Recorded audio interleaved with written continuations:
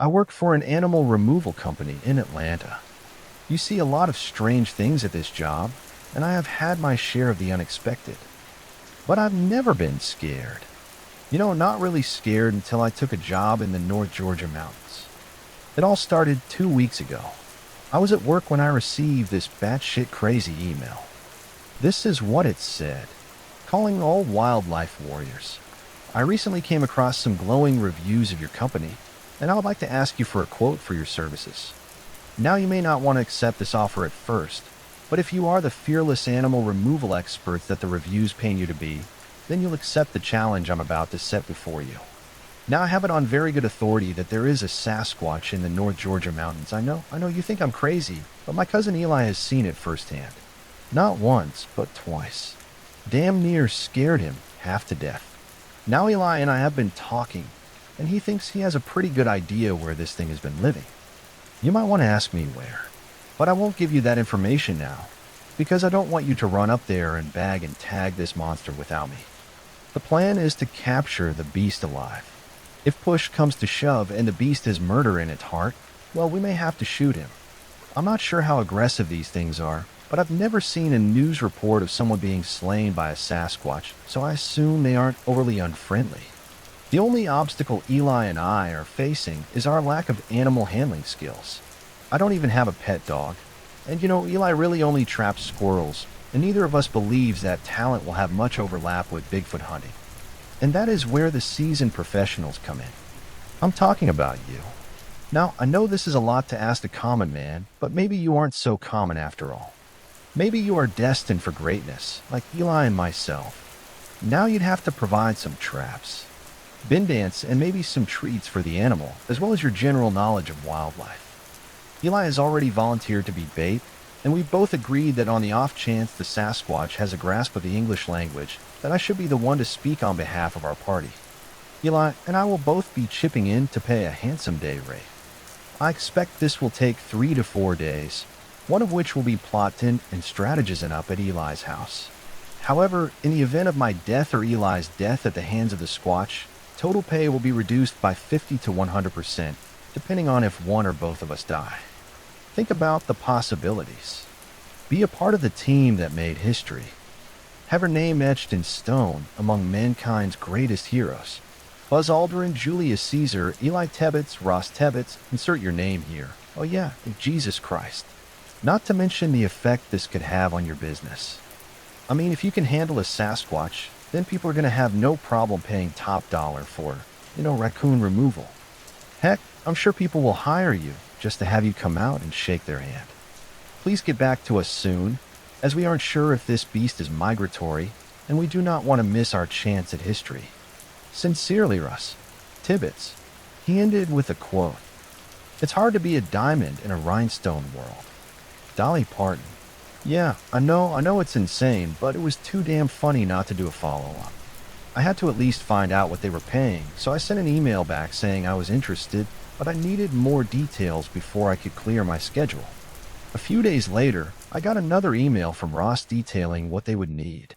Bear traps, predator urine to hide our scent, a deer stand, rope, bear mace, a sleeping bag, snares, a snare pole, and a winning attitude. And my salary is $650 a day. Now I had most of the equipment already, and I could pick up the rest in one afternoon of running errands. And I had found the winning attitude as soon as I saw how much they were paying. So I emailed them back, agreeing to the job. 2 days later, I was in the North Georgia mountains, wondering if this was going to be easing money, or if two meth heads named Eli and Ross were going to kill me and wear my skin as a raincoat. I was really hoping for easing money.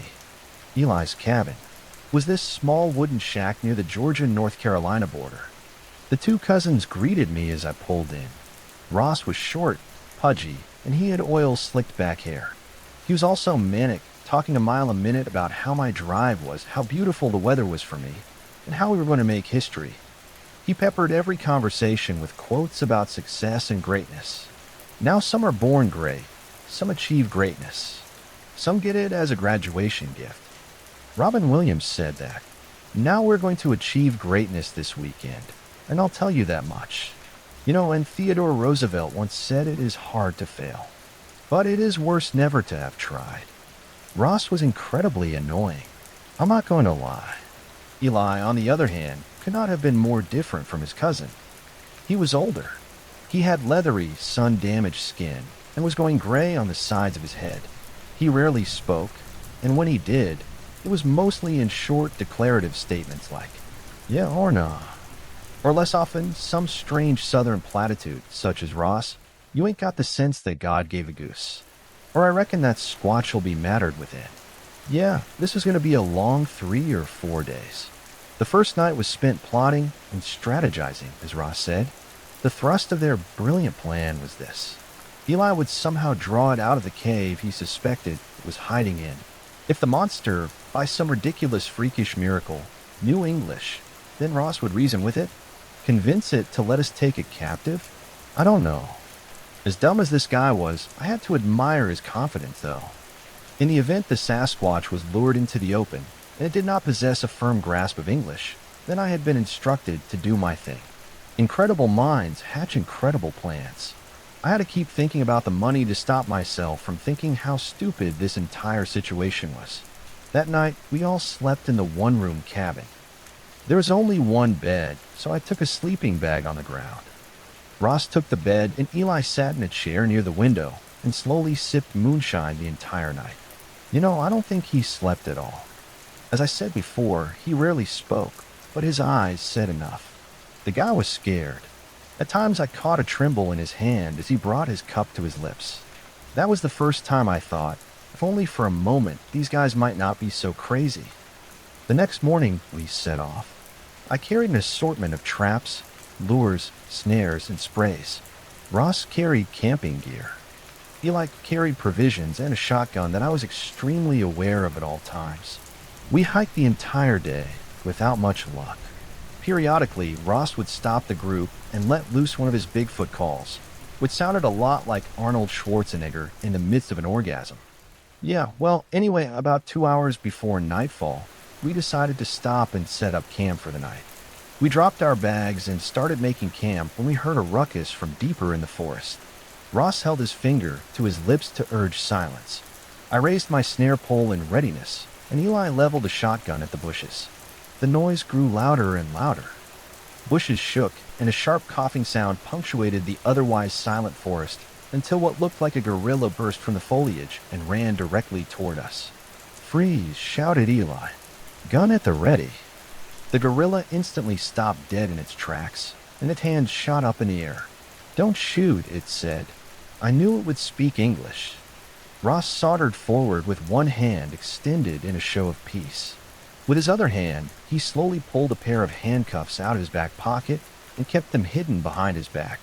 "We mean you no harm. Oh, great one of the woods."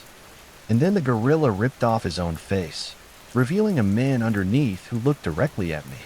"Brad, have you ever gone on a faraway vacation and you run into your neighbor walking down the beach?"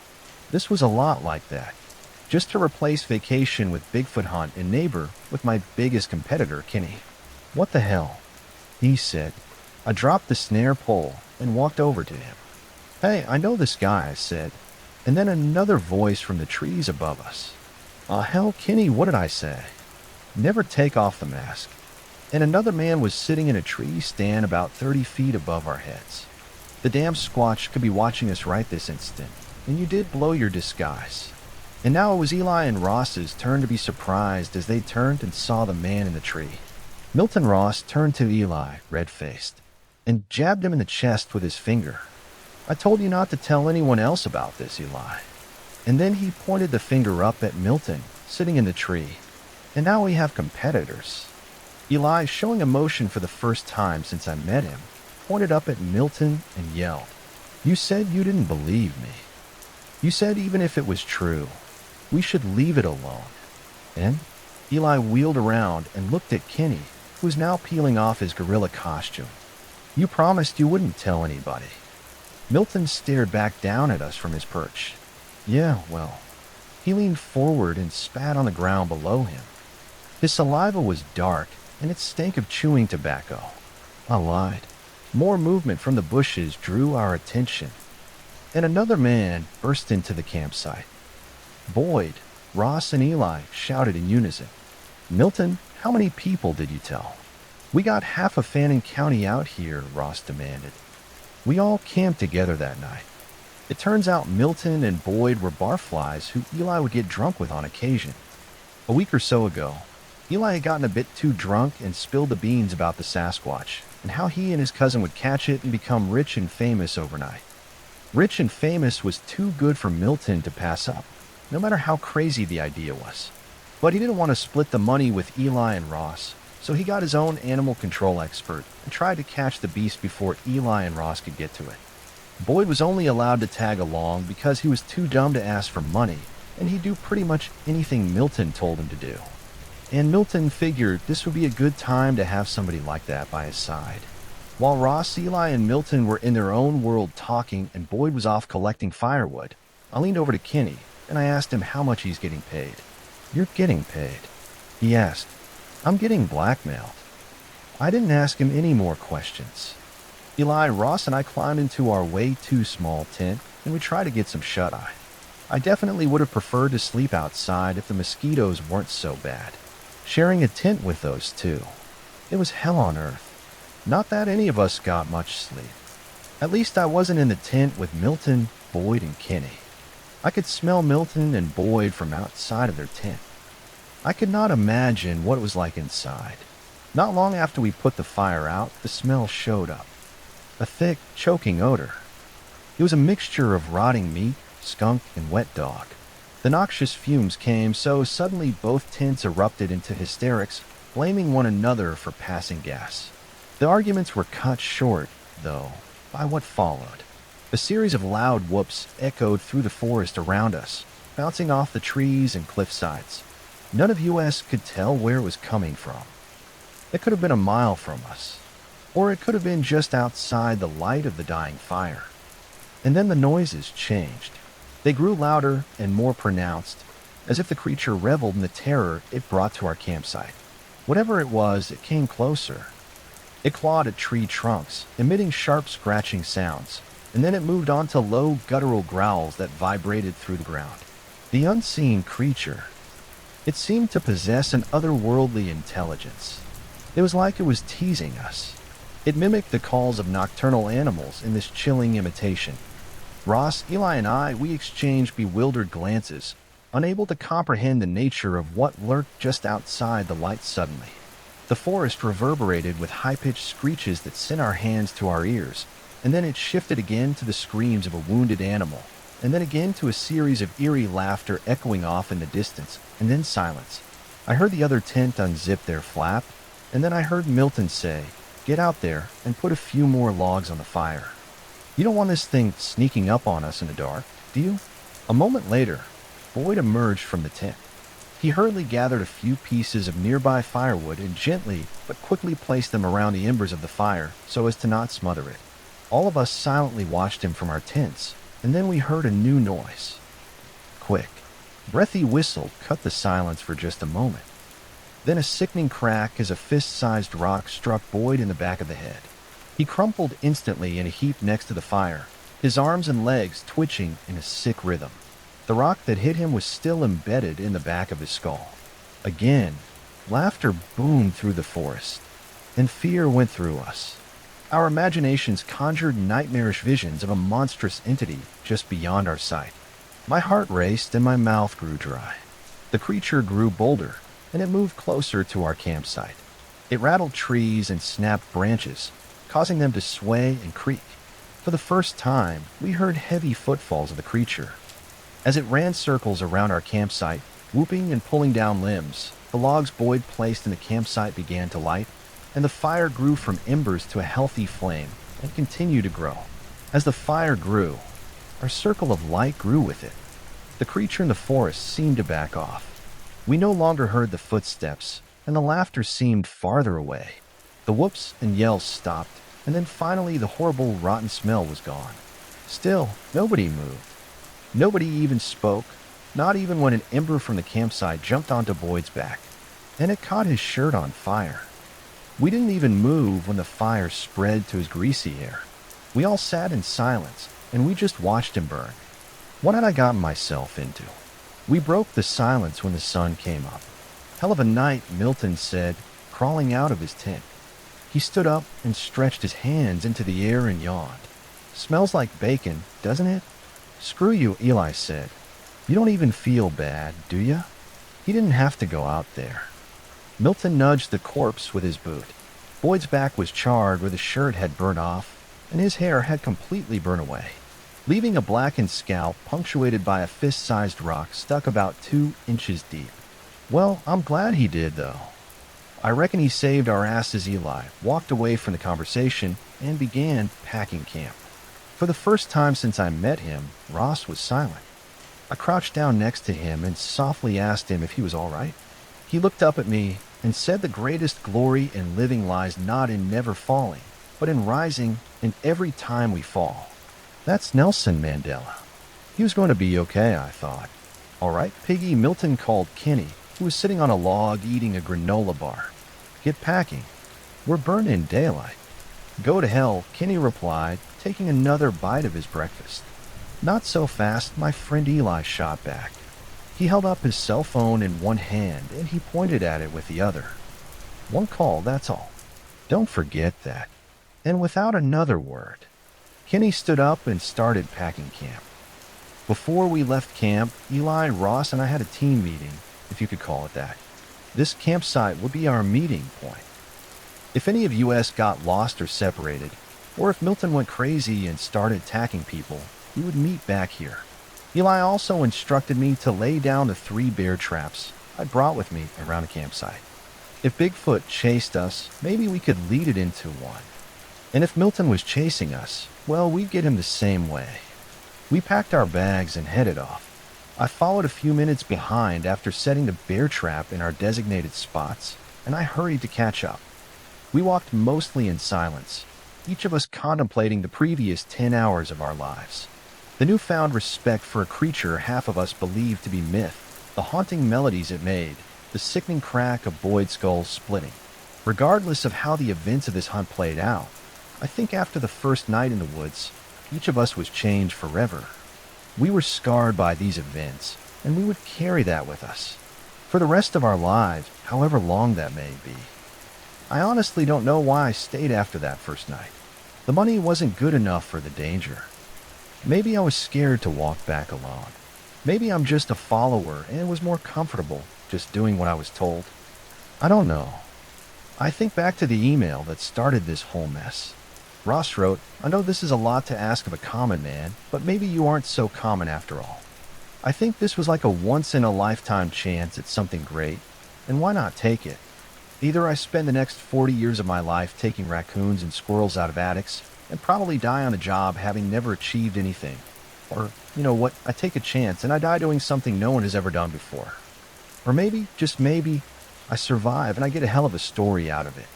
Sure, I'll end up being the psycho at the bar raving about Bigfoot, but at least I'll know the truth. Milton seemed to be the only one in a talkative mood, mostly telling everyone how he had Kenny by the balls. Kenny did not say a word the entire time. It was not a fun walk. About 45 minutes after we left camp, the smell hit us again, which finally shut Milton the hell up. Eli silently led us to the mouth of the cave we'd been searching for. The smell. It was insanely powerful. The 5 of us stood there, and the reality of the situation began to dawn on us. None of us had a plan. None of us had experience with anything like this. So what the hell were we doing here? Not a single one among us was some brave explorer, driven by overwhelming curiosity and the promise of discovery. None of us really wanted to be here. One of our party members had already been killed by this creature without us ever laying eyes on it. What the hell did we think we were going to do? Predictably, it was Milton who broke the silence. All right, Piggy, if you go, he whispered and shouted towards Kenny while nodding towards a cave entrance. Kenny calmly walked past Milton and whispered into Eli's ear. Eli's eyes flicked between Kenny, the cave, Milton, and back to the cave again. And then he smiled, and he handed Kenny the shotgun. All right, Piggy, get in the cave, Kenny said, leveling the shotgun at Milton. Not so fast, my friend, Milton began, pulling his phone out of his pocket. One call, and Kenny interrupted him. Like I give a crap. And then smoke belched from the shotgun, and we watched as Milton's hand exploded into a fine red mist. All of us, even Milton, stood in shocked silence, with the exception of Ross, who muttered to himself, "I must not fear. Fear is the mind killer. Fear is the little death." I think I knew that one. That was a Frank Herbert quote. I have to admit, Milton took it like a champ. He didn't scream, but he erupted into a quiet rage like you do when you stub your toe at your girlfriend's parent house. His face twisted in pure agony, and he hopped around in a circle, whispering obscenities.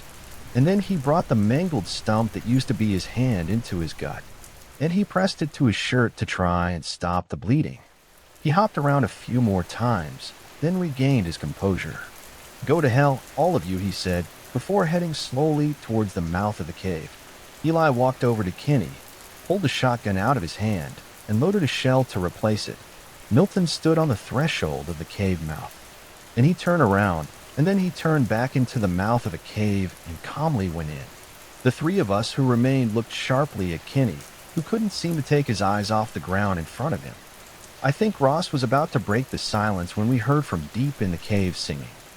It was Milton, half crying, half singing. "When I got to where I'm going on the far side of the sky," Ross whispered to us then. "Yeah, but he's going to hell, isn't he?" The singing continued. It echoed off the walls of the cavern with an eerie reverb. "I'm going to land beside home." That last exclamation, it was the last we heard of Milton. Instantly, all of us froze in a combination of respect that someone had just walked so calmly to such a grisly death. But also, it was fear that what we had been hunting was now here in front of us. Also, it could probably see us. And then suddenly we could hear it. Loud footfalls and heavy breathing. I slowly started backing away from the cave entrance. Eli and Kenny did the same. Ross stood planted, entranced by the sound of the approaching horror. Eli shouted for him and told him to move, but Ross remained as if his legs were stuck in concrete. And then suddenly, this massive figure emerged from the darkness of a cave mouth. It towered over Ross, who now stood only feet in front of it. It had to have been somewhere between 8 and 10 feet tall. Its massive frame was adorned with thick, reddish-brown hair. Its deep-set yellow eyes were at the same time both intelligent and primal, and it sat in a skull the size of my entire torso. Its arms were long and muscular. Its legs were short and powerful. And of course, its feet were huge. It held one of Milton's arms by the wrist and was chewing on the bicep. The next part of the story is the most unbelievable part, but I swear to you, this really happened. Scout's honor. The Sasquatch removed Milton's arm from its mouth, looked down at Ross, who was pissing his pants 6 feet in front of the hulking monster, and it said, "What? I swear to you this happened." Now, I don't think the Sasquatch can speak English. I don't think I can understand English either. But I've seen videos of cats that sound like they're saying howdy, and I've seen dogs that sound like they're saying I love you. I mean, just the night before, we heard the Sasquatch mimic 1,000 different creatures while it terrorized our camp. So it's not out of line to think this monster had somehow heard that word before and just randomly decided to mimic it. That specific word, that specific moment. But my God, what bad timing for Ross to hear the beast say that. Ross instantly whipped his head around towards Eli in a "I told you so" look. A massive grin spread across his face. He craned his neck to look up at the immense creature. He cleared his throat and then said in this ridiculous, vague accent, "Oh, great one of the forest, may I offer you a cigarette?" And then he pulled the cigarette out from his pocket and extended it towards the creature. I could not believe what I was seeing. The hairy colossus gently laid Milton's tattered arm on the ground and gingerly reached out towards Ross's hand, as if he was going to say, "Hey, thanks, I needed a smoke." Ross turned his head toward us again, and I have never seen a smile that wide. The giddiness on his face conjured up images of children at petting zoos who see a llama for the first time and think they're taking part of a once-in-a-lifetime experience. Only in Ross's case, I guess that really was true. Ross cleared his throat once more and said, "Yes, yes, my good friend, would you like to?" And then in a flash, the Sasquatch's arm lashed out and it grabbed Ross's extended arm by the elbow. The only sound Ross had time to utter was a bewildered "huh" before the animal flung him high over his head, down onto the rock floor of the cave. There is no doubt in my mind Ross was dead on impact. Blood shot out in every direction, but the brute continued Hulk smashing and rag-dolling the corpse until Eli fired his shotgun. Striking it in the midsection, the giant ape dropped the bloody pulp that had just moments ago been Ross, and it turned its attention on us. The monster looked down, and it placed its huge hands over the small wound the shotgun had made on his stomach, and it pulled it away, revealing a small amount of blood. I think the expression on its face was shocking, but I don't know for sure. Even if the wound was insignificant for a creature of this size, I don't think anyone had ever made it bleed. It bent down and began packing the wound with leaves and dirt, and we took the opportunity to break for the campsite. The three of us tore through the forest as fast as we could. It wasn't long before our legs were burning, and we were gasping for breath, pushing our bodies to their limits under the weight of our large packs. But we kept going. Branches lashed at our arms and faces like whips as we ducked through the thick foliage. It wasn't long before the forest around us shook with this incredible roar, and the chase was on. We could tell from the periodic roars that it was gaining on us quickly. It would catch up to us soon, and we had no chance of winning that fight. I grabbed Eli and Kenny, and I quickly doused us with a bottle of Red Fox urine I'd bought to cover our scent. And then I grabbed a handful of dirt and pine needles, and I began rubbing them all over me, and I told them to do the same. After about a minute of trying our best to cover our scent, I pulled them both into a dense thicket, and I told them to be as quiet as possible. After a few minutes, the rank odor of the Sasquatch returned. Sweat ran down my face, and my heart beat so fast I was afraid it might give me away. I pressed myself deeper into the brush, my body shaking. The scent of damp earth mingled with the aroma of pine, and I prayed to God it would be enough to evade detection. Every fiber of my being focused on keeping still, blending in with my surroundings. I realized that despite the smell getting stronger, we hadn't heard the trademark footfalls. I wondered where it was. And then a heavy shadow passed across our hiding spot. It was in the trees. Its thick, powerful arms carried it from limb to limb. Muscles rippled like waves under its thick coat of matted fur. The creature moved silently, almost gracefully through the woods around us. Stopping from time to time to scan the forest floor and sniff the air, I didn't make a sound. Even as the Sasquatch lingered a few feet above my hiding spot, scanning the area, its intelligent eyes seemed to search every nook and cranny of the forest, and my heart was racing. But luck was with us. As the Sasquatch's attention shifted elsewhere, drawn to a distant sound or scent, it hesitated before turning away and disappearing into the labyrinth of the forest. We sat in the bush for another 30 minutes before letting ourselves breathe a sigh of relief. I had survived our first face-to-face encounter with the Sasquatch, but we still had many miles to go before we reached home. We took a few moments to regain our composure, and then we slowly continued our way to the campsite, careful to keep quiet as we pushed through to our destination. We knew we were getting close when we encountered a smell, not the heavy, rotten musk of the Sasquatch, but the charred and sickly smell of Boyd's burned remains. Eli, the oldest of us, requested a break before we entered our old campsite. I don't think it was to catch his breath as much as it was the fact that he'd lost 2 acquaintances and a family member in the last 10 hours. Going back to the site where the charred remains of Boyd lay, I think it was just too much for him. Especially since we both knew the animals and insects would have started getting deployed by now. I sat on the ground next to Eli, and I rested my hand on his shoulder. We didn't need to speak. I've lost friends and family before, too. Granted, not in ways as sudden and incredibly stupid as offering a Sasquatch a cigarette, but I understood nonetheless. After a few minutes of reflection, Eli and I stood up, dusted ourselves off, and we were ready to continue our journey ahead when we heard Kenny scream. "Help!" he shouted. The bear trap got me. Eli and I both shared a look of regret. With everything we'd gone through since waking up, we'd forgotten about the bear traps, in fairness. It had been a hell of a day. We sprinted to the campsite, and we found Kenny sitting on his ass, his leg caught in the iron grip of the trap. The serrated edges of the trap sank deeper with each of his movements. Blood trickled from the wounded leg in steady streams, staining the ground under him. It was clear his leg was broken in at least one place. Kenny was not going to be walking out of this forest. Eli and I worked to pry the trap open, but each time we pulled at the jaws, Kenny would scream and beg us to stop. After 2 attempts, the heavy musk of the Sasquatch returned. Kenny's eyes grew wide, and he begged us not to leave him. He reached for us as we stood up and backed away. Tears ran down his cheeks. Eli and I again rubbed dirt and pine needles on us, and we jumped into a nearby bush and waited. And it wasn't long before the Sasquatch showed up. Kenny went silent, and he stared at the hulking brute as it approached him. The giant reached out one massive hand and picked Kenny up by the torso. Pinning his arms at his sides, his legs dangled below. One of the legs bent at an awful angle where the bear trap, still attached to the leg, had got him. And Eli and I watched this all from the nearby bush when we realized we'd made a terrible mistake. We were laying on top of a fire ant colony. Searing pain shot up our legs.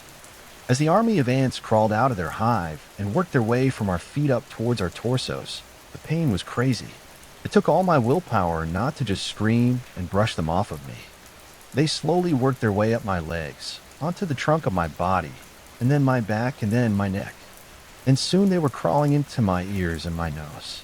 My brain was screaming to get him off of me, but Eli and I remained motionless, and I let the swarm of insects just wash over us. The only other choice was death. The Sasquatch, still holding Kenny up with one hand, took his free hand and he placed it over Kenny's head. It closed its fingers around Kenny's head and ripped it upward like it was uncorking a wine bottle.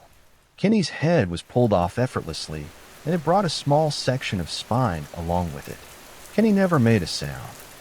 The monster dropped both pieces of what was Kenny, and it started sniffing the air, searching. At this point, the fire ants had almost completely covered us. I could feel my skin starting to swell. I took a sideways glance at Eli, and his face was so swollen I could barely recognize him, but we remained absolutely silent. The beast milled around the campsite, playing with its fresh kill. After taking a few generous bites out of the man it had killed the day before, it looked as if it had given up searching the area and was about to leave when the beast stepped into another one of the dormant bear traps. The animal howled in pain and primal rage. The trap didn't slow it down at all, though. The beast pried the trap off of its foot and then snapped it in two, and then, in an awesome show of pure strength, it uprooted a small tree and it broke that in half as well.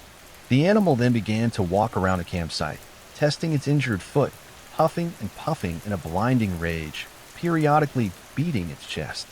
After what felt like an eternity, we lost sight of the beast, and eventually the smell was gone. At that point, we felt secure enough to leave the bush. We scrambled out like mad men, jumping around and slapping off the insects as quickly and quietly as we could. Still, neither of us made a sound. We looked like hell, covered from head to toe in dirt, scrapes, bruises, slick in sweat and swollen beyond our recognition. Each step we took was agony, but the worst part was the itching. Our entire bodies itched. We scratched our arms and legs so hard they began to bleed, which just attracted mosquitoes and gnats. I won't lie to you. There were a few times when I contemplated screaming and just letting the beast take me, but I quickly brushed those thoughts aside. One other thing that really sucked. At this point, I had not figured out yet that I probably was not going to get paid for any of this shit. What a kick in the nuts that was. We moved slowly and steadily through the woods, leaving behind the campsite that had become the final resting place for 2 of our party. We didn't talk, and we took short rests often, both to regain our energy and to listen to the woods around us for any sign of the Squatch. We slept that night in a thick bush, taking turns sleeping, so we could wake the other person in case of danger or if they started snoring. We continued on in the morning, dropping unnecessary items from our packs as we traveled. Eli dropped the tent, sleeping bags, and most of the food. I dropped nearly all of my equipment, with the exception of bear mace as the last line of defense and the food and water I would need to stay alive. We moved more quickly than the day before, riding high on adrenaline, and with the hope that we could soon put all of this behind us. We were almost back to Eli's cabin by midday. We were 200 yards from the cabin. When the smell came back, we gathered what little energy we had left, and we sprinted towards the cabin. I could hear the pounding of heavy footfalls behind me. The Squatch was gaining ground fast. Pure adrenaline pumped in my veins. All I could do was focus on the small wooden shack in the distance, getting closer with every step. I wanted to turn around and look, but I didn't. I couldn't afford any wasted movement or energy. I had to focus on the cabin in the distance. All I could hear, it was the sound of two men running through the forest and our own breathing. I immediately knew what had happened. It had taken to the trees. I couldn't resist any longer.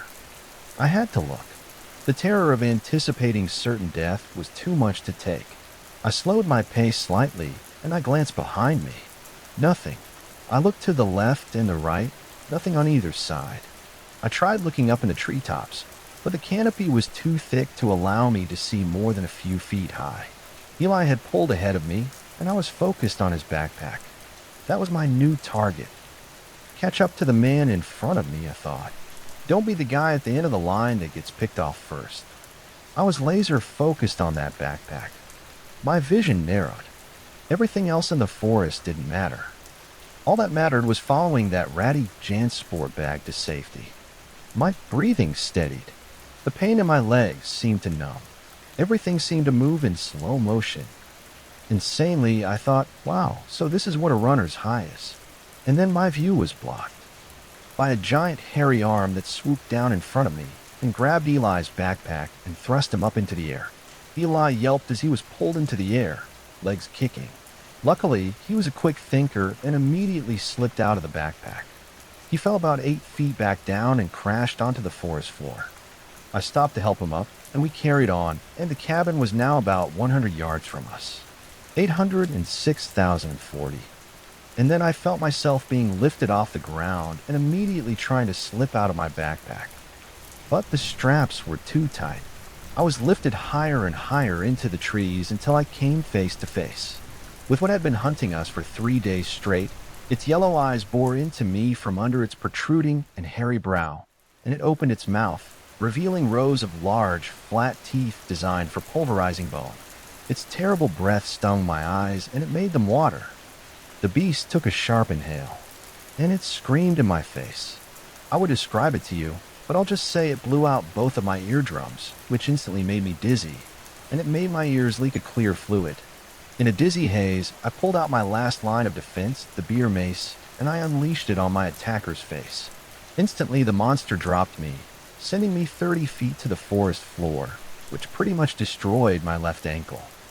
I remember Eli helping me up and us running the last 40 yards to the cabin. I remember hearing the monster's pain howls and hearing it retch and gasp for breath, but mostly I just remember the pain when we reached the cabin. Eli laid me down on the couch and handed me a shotgun. He then walked over to the fireplace, and he pulled down an assault rifle he had mounted above, as if it was a Christmas wreath. You know how to use it? He asked me, pointing to the shotgun in my hands. I nodded. Eli took cover behind the wall next to the main window and peeked out. I think we'll be all right in here, he said, probably more for his own confidence than mine. I've got enough guns and ammo in here to invade Iraq. I looked around the cabin. He really did. The cabin was decorated in a style I would call prepper chic. There were ammo canisters stacked in one corner, bottles of water in another corner. There were enough canned goods and peanut butter to last a decade, and enough moonshine to get an entire army drunk. If you were ever to have a last stand against a crazed Sasquatch, you could do much worse than Eli Shack. I rolled off the couch, and I crawled my way over to the kitchen where the moonshine was stockpiled. I took a bottle, uncorked it, and I took a couple swigs. It wasn't as good as morphine would have been, but I needed something. Eli looked over at me and smiled. Pretty good, I made it myself. Just don't light up a cigarette now, or it'll have you burping flames. He again peeked out the window. Hey, get away from my truck. He opened fire through the window, screaming like someone who's watched too many war movies but has never been to war. And next I heard the sound of a wrenching metal. No doubt the Sasquatch doing something terrible to Eli's truck. Eli confirmed this a moment later, shouting, Hey, what are you doing to my truck? Eli reloaded, and he kept firing at the beast if he had half-decent aim. That animal should have nearly 30 rounds in it by now, but it was not slowing down in the slightest. And then there was a crashing sound, and broken glass exploded into the cabin. I looked up, and Eli was no longer there.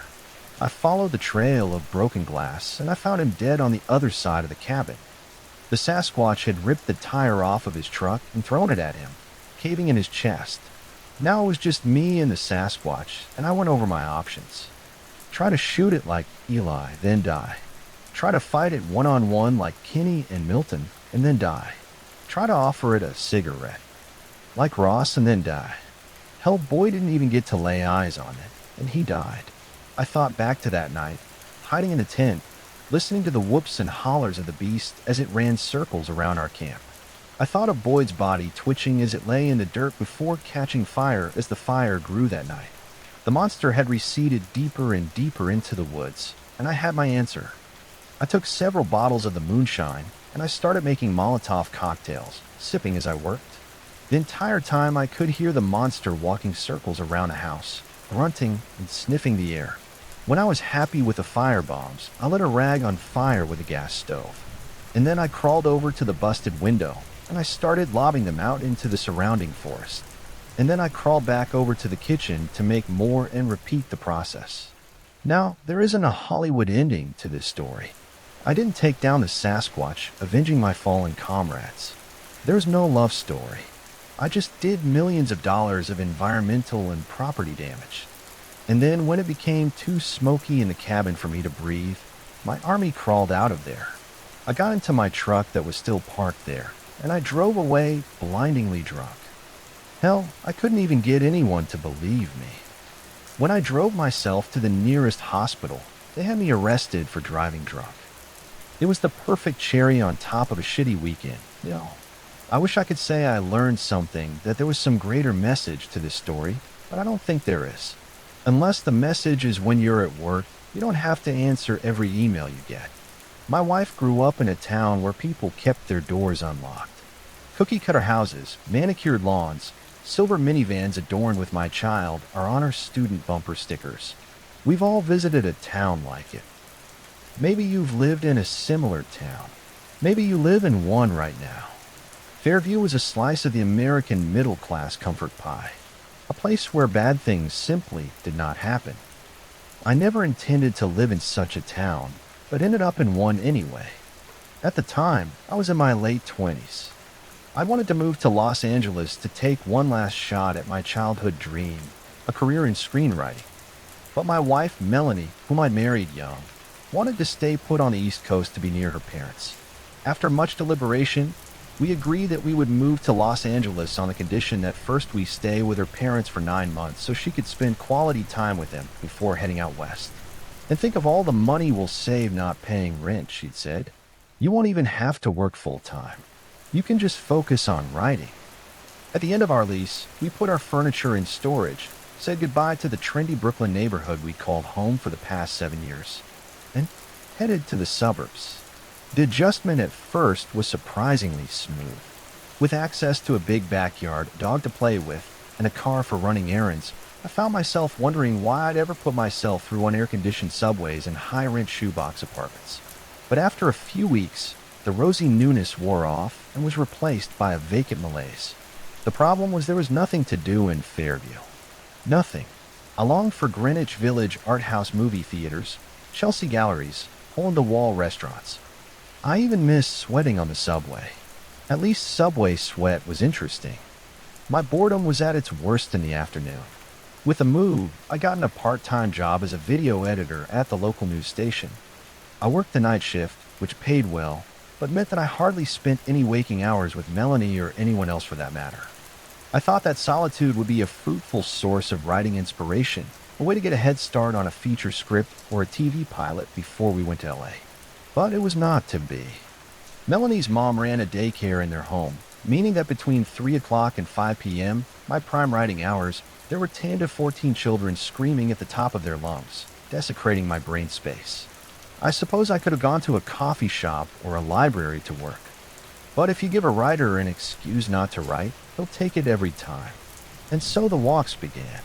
Each weekday, after sleeping through the morning and into the early afternoon, I would lace up my Chuck Taylors and venture out into the quiet streets of Fairview.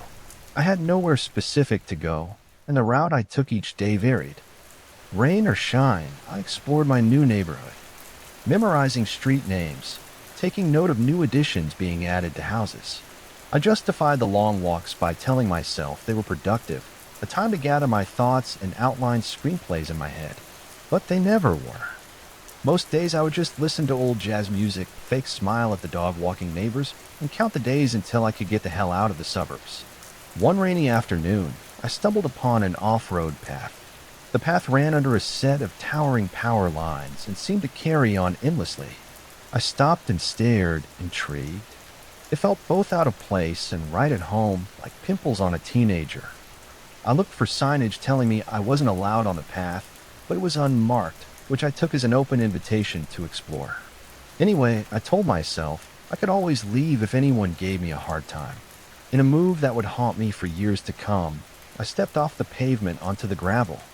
The rocks made a dreamy, satisfying crunch beneath my feet, an audible signifier that I'd crossed over. I started walking, letting the power lines guide me, unsure of where they'd lead. 5 steps onto the path, it was like I'd left Fairview. The sides of the path were damp and muddy. Overgrown weeds stretched up through cracks in the gravel and tickled my exposed knees. The smell of sewage permeated the air, wafting up as if from the earth itself. Mosquitoes nibbled at my ankles. Rodents scurried around and burrowed into the ground, probably to get away from me. But despite its wretched ugliness, I found a path to be quite lovely. Having lived in the city for so long, there was an element of grimy danger to which I'd grown accustomed and, quite frankly, missed. The path filled that void.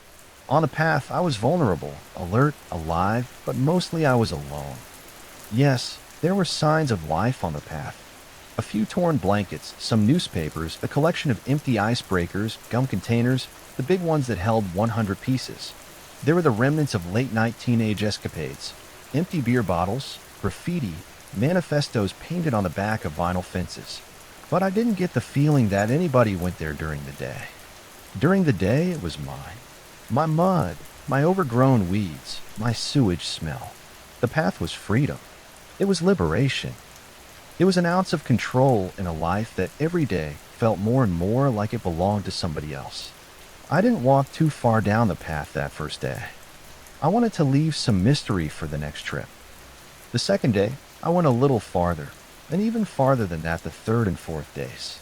After a week, I walked so far that I came home late for dinner. "Where'd you walk today?" Melanie said. "Around," I said. "Around where?"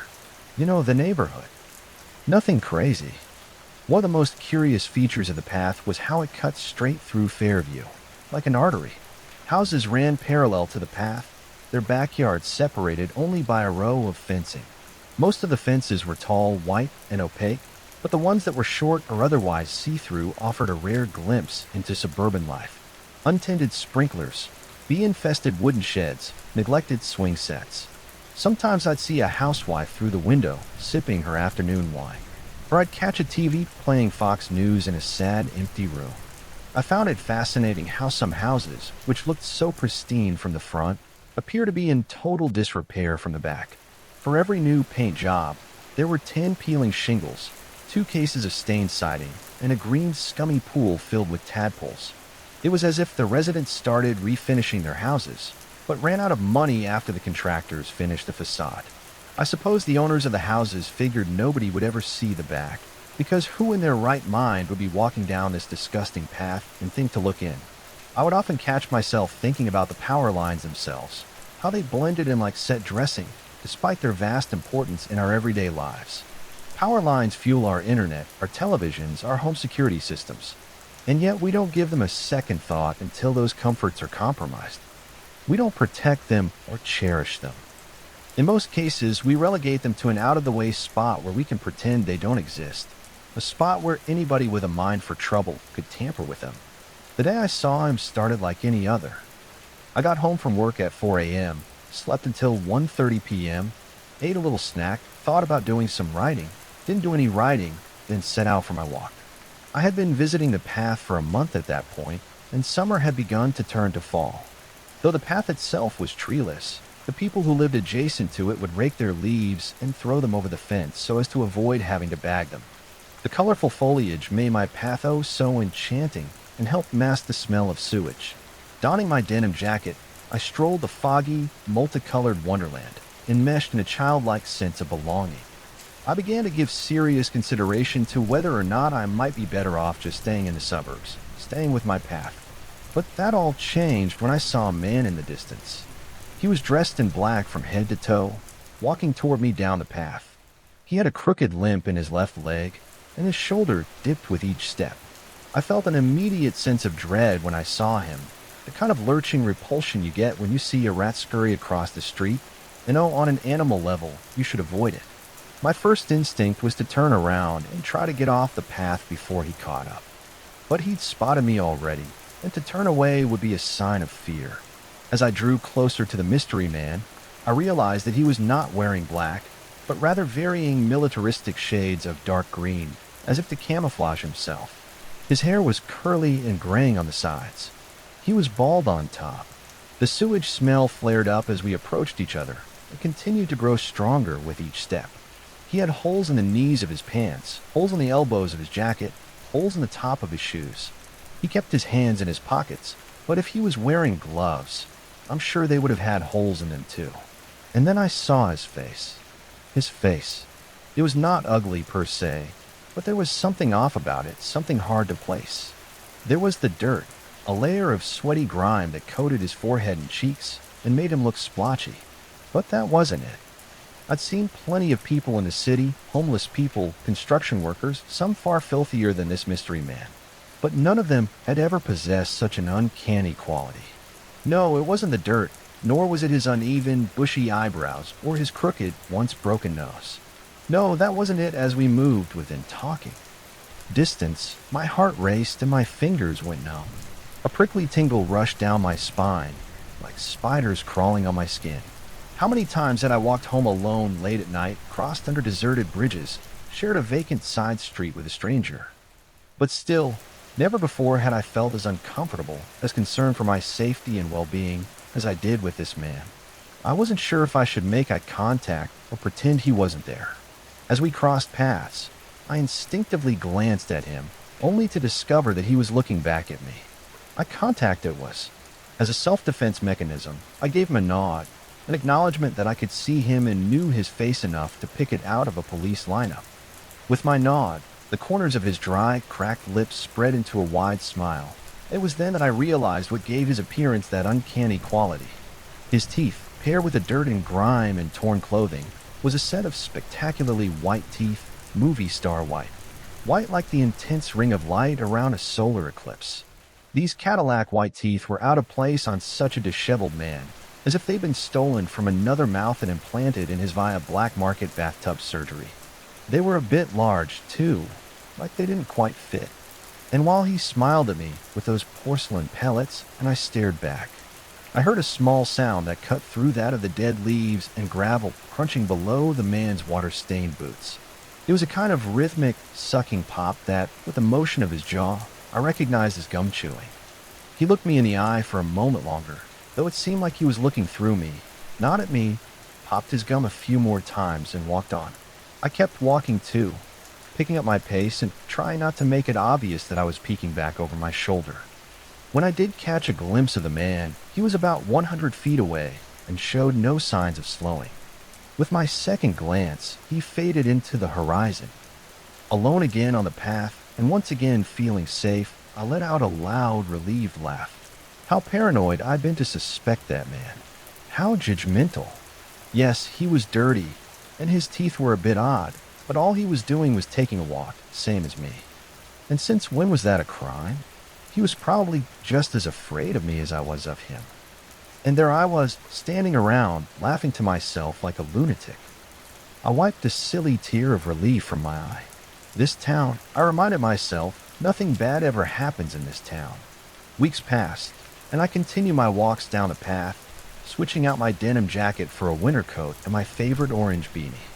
I didn't see the man again, but a few new gum containers, which I figured probably belonged to him, did appear during that time. I spent Thanksgiving and Hanukkah down in Florida with my parents. The warm weather and pastel scenery was a welcome change from the dreary northeastern cold. But after 3 days of my mom telling me about her friend's son, who worked in finance and how he might be able to connect me to a higher-paying job, I found myself missing Fairview. As soon as I got back, I took a nice long stroll. Melanie took 3 weeks off around the holidays, one last hurrah where the family could all be together uninterrupted by work. This vacation put her at home during the daytime when I would normally go walking. While I was thrilled to finally spend some time with her, I couldn't help but feel each day was incomplete without my walk of solitude. There were a few afternoons when I was able to convince her to go on walks with me, but Melanie was quick to complain about the cold and we ended up cutting the walk short.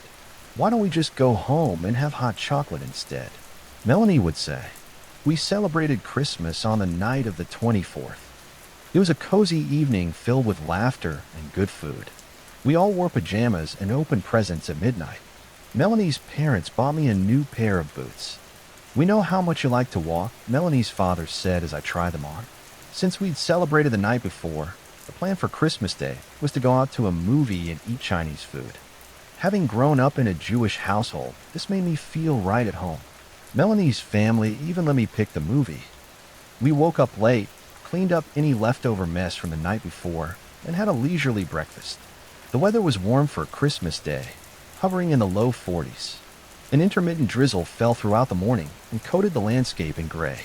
Had we not purchased our movie tickets in advance, the weather may have been enough to keep us home. As we navigated the neighborhood in Melanie's parents' minivan, a blue light obscured by rain and fog appeared in the distance. "What's that?" I said. "What's what?" Melanie replied, craning her head.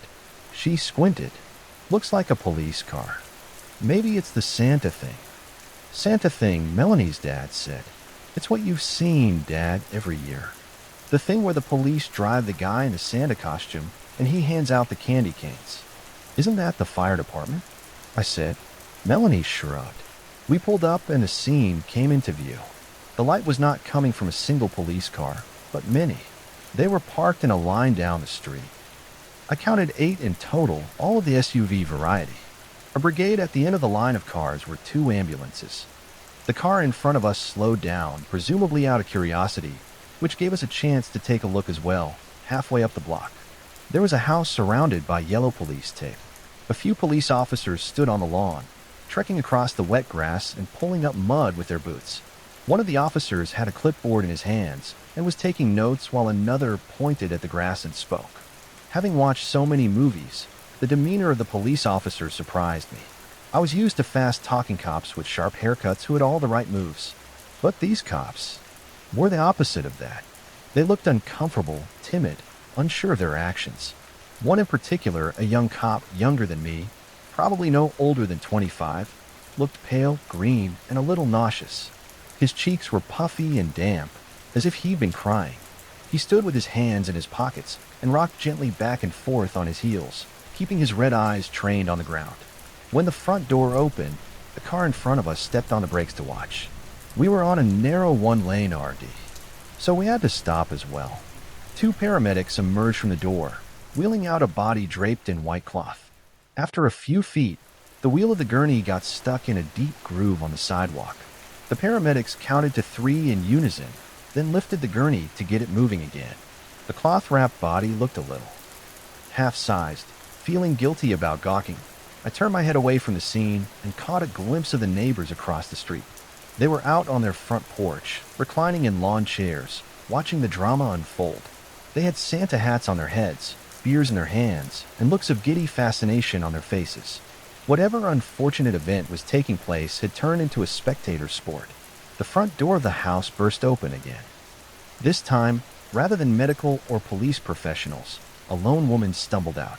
She looked to be in her mid to late 30s. Her curly brown hair was a mess, and one sleeve of her salmon-colored nightgown was slipping down to reveal a freckled shoulder. She'd clearly been crying. The woman took a few dizzy steps, then started running after the paramedics, her bare feet slapping against the paved walk-up. As the paramedics loaded the body into an ambulance, the woman tripped over her feet and dropped to her knees on the wet lawn. "No, no, don't take him," she cried, throwing her arms out and bending at the waist as if in prayer. The paramedics shut the door of the ambulance, and the woman, too distraught for words and now choking on her own spit, began letting out a throaty, animalistic keening. Even though the car window was closed, I could hear how violent the sound was, how much it was shredding her vocal cords. The paramedics drove away, and the woman went limp, flopping down the grass and lying face down.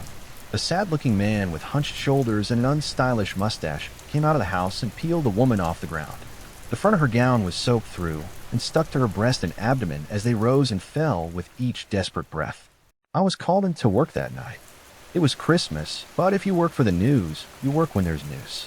It was my assignment to cut together the segment about the house with a weeping woman, making me both the editor and a primary source there, working late into the night in a closet-turned-editing room.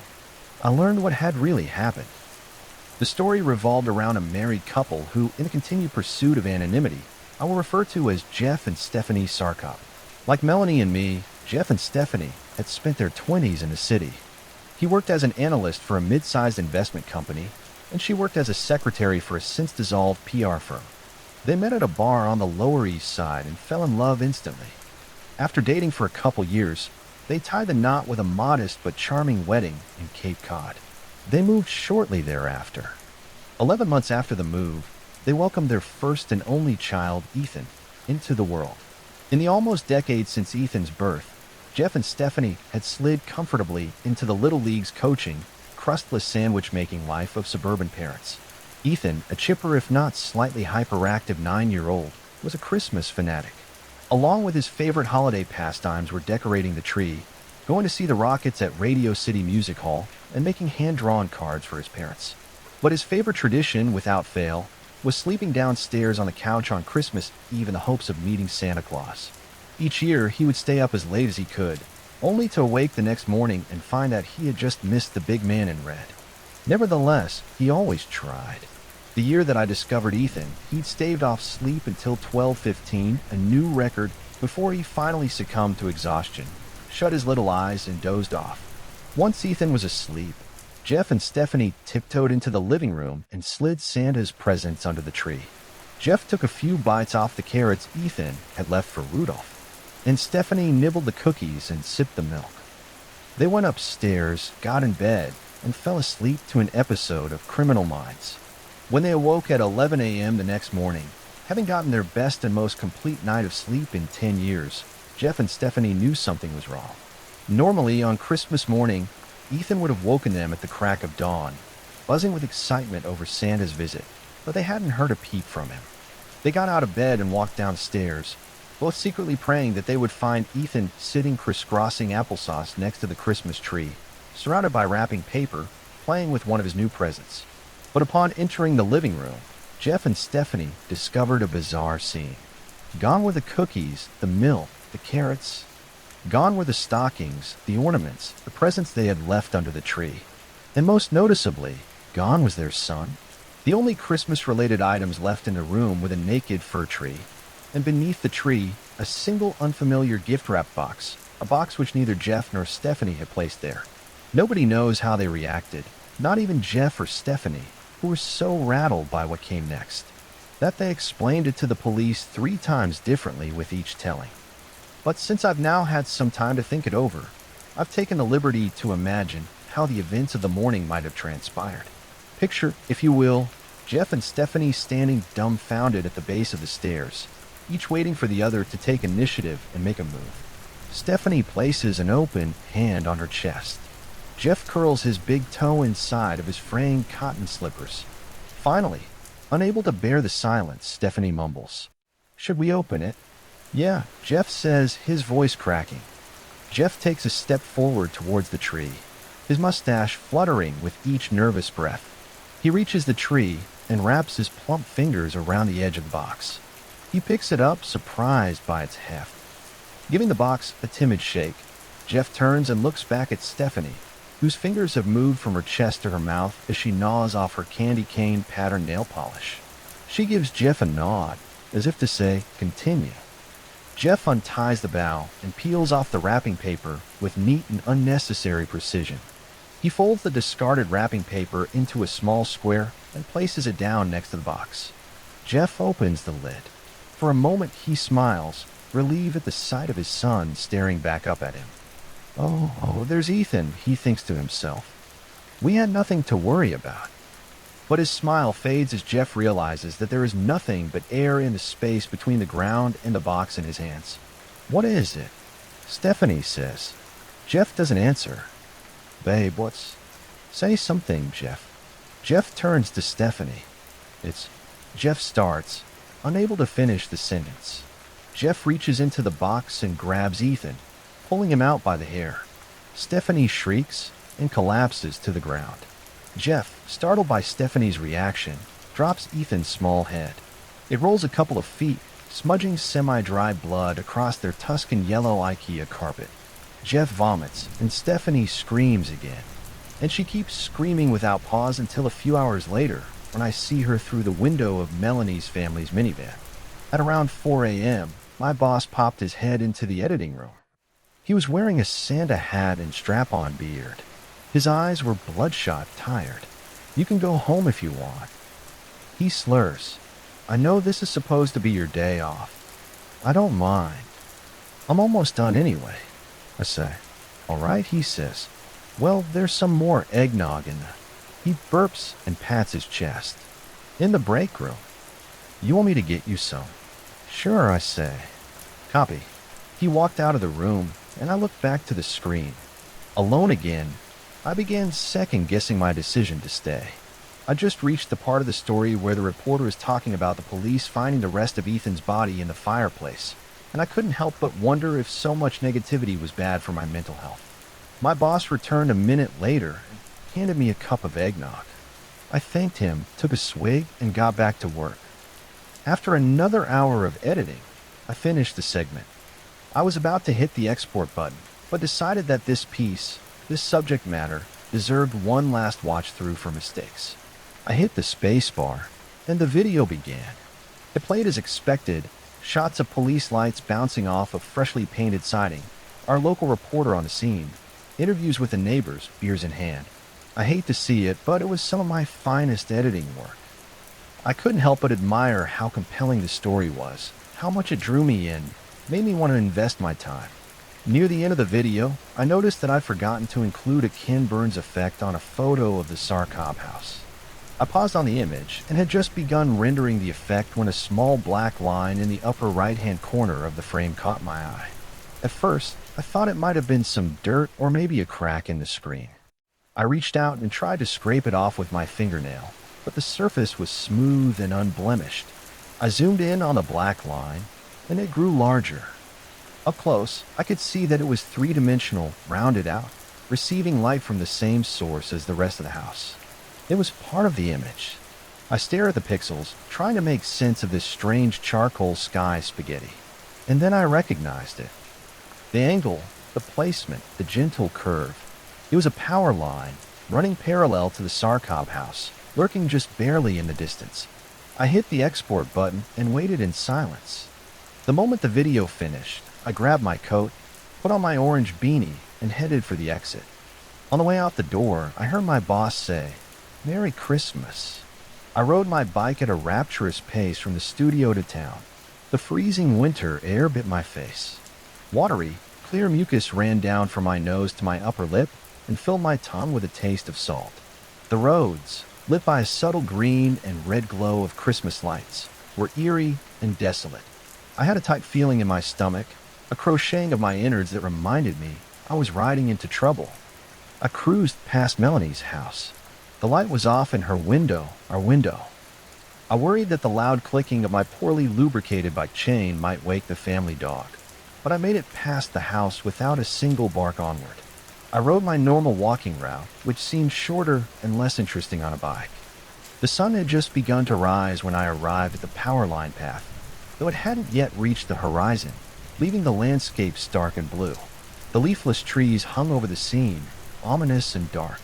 The gravel on the path was too loose and rough to ride over, so I climbed off my bike and hid it behind a wild pine bush. Then, with my body shaking from a combination of cold and nerves, I set off down the path on foot one last time. I observed the familiar details and noted how they'd changed in my 2-week absence. The frozen ground, the mud, the erratic arrays of garbage and abandoned clothing. The differences were slight, but felt. I looked at the houses. Plumes of smoke drifted out of a few chimneys. Some houses appeared more run down than they had just a couple of weeks before. A reminder that our protection from the elements is a thin and flimsy comfort. I thought about the people inside the houses who hadn't yet heard the news.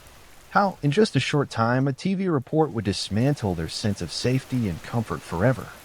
I walked down the path looking for that vague something, a hint, a clue, an indication that I wasn't wasting my time. And then I found it. Out of the corner of my eye, I spotted a flash of an unnatural yellow color next to one of the houses. It took a moment, but I recognized it as police tape, a dead giveaway that I was looking at the house that belonged to Jeff and Stephanie Sarkop. There it was, standing cold and empty, tragic in its plainness. Had it not been for the police tape, I never would have noticed it. An old cracked kiddie pool in the backyard, an expensive swing set that didn't look like it got used much. It could have been any house in town. Except it wasn't any house. It was a house of horror, a new Amityville, a place where future generations of teenagers would go on Halloween to test how brave they were, then laugh about it later.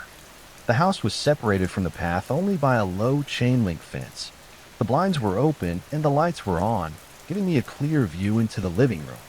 I could see a few framed photos, the Christmas tree, the couch where Ethan would have slept. The life of the Sarkobs was there on display, available for me or anybody else who had ever stood in a spot on the path and felt compelled to look.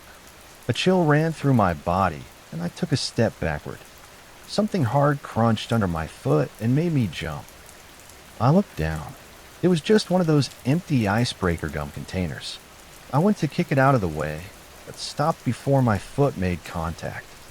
I'd broken the container when I stepped on it, and now a lightning bolt-shaped crack ran down the base to the lid, and through that crack I could see the faint outline of something round and oblong inside. It was pale in color and about the size and shape of a battery. Too big to be a piece of gum. I picked up the container and gave it a little shake. The mystery object made a soft, dull thudding sound as it knocked against the inner plastic walls. I slid my finger under the lid and flicked it open. The first thing I saw was the nail, chipped like driftwood and yellowing at the edges. The skin was pale and purplish and loose around the knuckle. The bone stuck out at the bottom, where a small amount of blood was smeared against the plastic. I let the container fall from my hand, then dropped to my knees in dry heave. The taste of eggnog was faintly present on the base of my tongue. I grabbed a handful of gravel and held it tight, bracing for violence. When the nauseous feeling passed, I tilted my head up and stared at the rest of the gum container scattered across the ground. I didn't want to look, but I had to know. I grabbed another one and flipped it open, and like the first, there was a finger, a thumb this time. Frantically, I opened the rest. I counted as I went, 3, 4, 5, 6. I just finished counting the final container, number 11.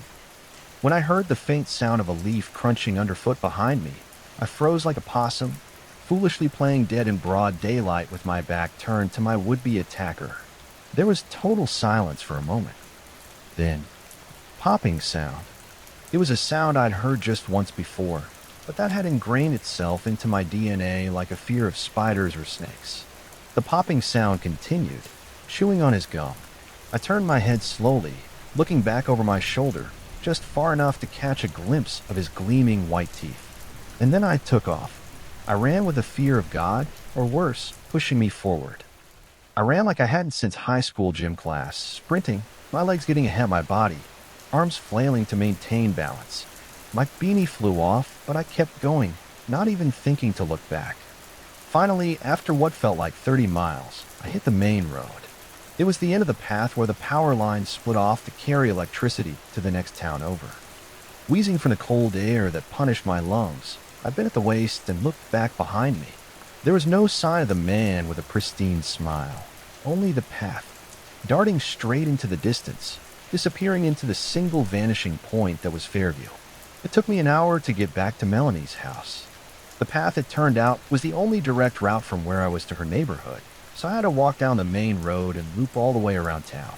By the time I got home, the house smelled like coffee, a sign that Melanie and her parents were awake. Melanie was sitting at the kitchen table, reading a book. Her mom was cooking behind her. "Are you just getting home from work now?" Melanie said, flipping a page. She looked up over the edge of her book, and I could tell from the change in her expression that I must have looked terrible. "Why?" I started, but then lost the breath in my chest. She looked down at my wet, mud-coated boots. The same boots her parents had gifted me less than 48 hours prior. "Han, you okay?" My knees buckled and I lowered myself to the ground. By the time Melanie reached me, the tears had already started. "What's wrong?" She kept asking, but I was crying too hard to answer. Her mom got me a glass of water, and after 20 minutes I was able to talk. I told Melanie the whole story, the walks, the path, the man with the white teeth. When I finished, Melanie sat there in silence. "Why didn't you talk to me about this?" she said after an eternity. I shook my head and just looked down at the ground. "I don't know," I said. Melanie took a deep breath and bit her lip. She looked up at the ceiling, her eyes glistening in the overhead lighting. "I think you should call the police," she said. The police sent a team to the path to look for evidence. They brought in UV lights, DNA experts, and dogs trained on Ethan's scent. They sent a helicopter to do a flyover on the entire area, but they found nothing. The scene, it seemed, had been wiped clean. They brought me into the station a few days later for official questioning, but I was cleared right away, my alibi confirmed by Melanie and her family. As news of my findings spread, somebody from the police leaked it. Outrage grew among the public that the police had failed to sweep the scene properly. How could they have missed it? Was the question everybody kept asking. How come they didn't take a closer look at that path? But to me, the answer was simple. They missed the path because they didn't think to look. To the people of Fairview, police included, the path was an ugly blemish, an unsightly oozing wound that was easier to ignore to the point of infection than confront. To them, the path did not exist. And why would they look at something that wasn't there? Time passed uneventfully after that. A slew of first sale signs popped up around town in the weeks and months following the murder, but there were no additional incidents. Personally, I felt fortunate to have come out of the whole thing unscathed. Yes, there were the recurring night terrors about my teeth falling out, and I would sometimes have trouble breathing when passing by packets of gum for sale at the supermarket, but that mostly went away with time after our 9 months in the town were up. Melanie and I packed our life into a U-Haul, drove across the country, and moved into an apartment in the Silver Lake neighborhood of Los Angeles. She spent her days working remotely from home, and I spent mine trying to write screenplays at a coffee shop on Sunset Boulevard. After a full year, I was able to piece together a presentable script, a hard-boiled serial killer mystery, nothing groundbreaking. I sent letters to agents and managers all over town and heard back from only 2, both of whom informed me that, for legal reasons, they weren't allowed to accept unsolicited material. I started going for long drives during the day, wasting large amounts of money on gas to see how far I could get into the desert and still make it home in time for dinner. Sometimes I imagine myself driving into Death Valley, until the sun melted the car and I became one with the sand. One evening, after driving all the way to Primm, Nevada and back, I found Melanie sitting at the kitchen table, her eyes wet, tears drizzling down her cheeks. "What's going on?" I said. She looked up at me and said the thing that had been on both our minds for the past few months. "I don't like it here and I want to go home." We ran out our lease, packed a U-Haul and went back to her family's house in Fairview, completing our extended cross-country trip. I returned to my job at the new station. It was like we'd never left and nothing had changed. One day, on a whim, I decided to go for a walk. I perused the neighborhood, letting my feet guide me. It was winter again, and the Christmas decorations were out in full force. After a series of random turns and curves, I found myself facing a familiar street, a street that led to a familiar path. Fear ran through me like an acid flashback, but still I was drawn to it. I took a step forward and walked toward the path. When I arrived at the entrance, I was both relieved and disappointed to find that the town had put up a metal gate blocking off the path. The gate featured 2 steel locks and 3 no trespassing signs. So that's that, I thought. I turned to walk away, but stopped as an image popped into my mind. Wheels, spokes, handlebars, an under-lubricated chain. I figured that the bike wouldn't still be there, but it was worth checking. I walked around a pine bush, and sure enough, there it was, dirty and rusted, but still in good enough condition that I might be able to sell some parts and recoup a bit of the money I'd blown on the move. I dug the deflated wheels out of the grooves in the ground, into which they'd sunk. As I pulled the bike away from the bush, a piece of orange fabric fell off one of the handlebars. I bent down to pick it up, and I froze when I realized what it was. My beanie, which I had not seen since it had fallen off my head, was as bright and orange as the day I bought it. I pinched the fabric between my fingers. It was soft and clean and smelled of laundry detergent, not at all the condition in which one would expect to find a piece of clothing that had spent almost 2 years outside in the Northeast. I turned my head and let the bike fall to the ground. The frozen bell clanked as it impacted an above-ground root. The wind blew, and my body shook. I was suddenly cold, colder than hail, colder than night, colder than vast and empty space. My teeth chattered and knocked against the inside of my skull. Hand shaking, I pulled the beanie onto my head and crossed my arms for warmth, and there I stood, freezing and alone, looking over my shoulder in a town where bad things just don't happen. Back in October of last year, I applied for a job as a hotel bellboy, and the interview came with some peculiar rules. I'd been laid off in August, like many others, and this opening came up in passing during a conversation at a bar. I was camping on a college friend's couch at 22. We decided to meet his girlfriend to get out of the house and have a drink with her old sorority sisters. The term outdoor in 50% capacity had been stretched to its limit in Hoboken.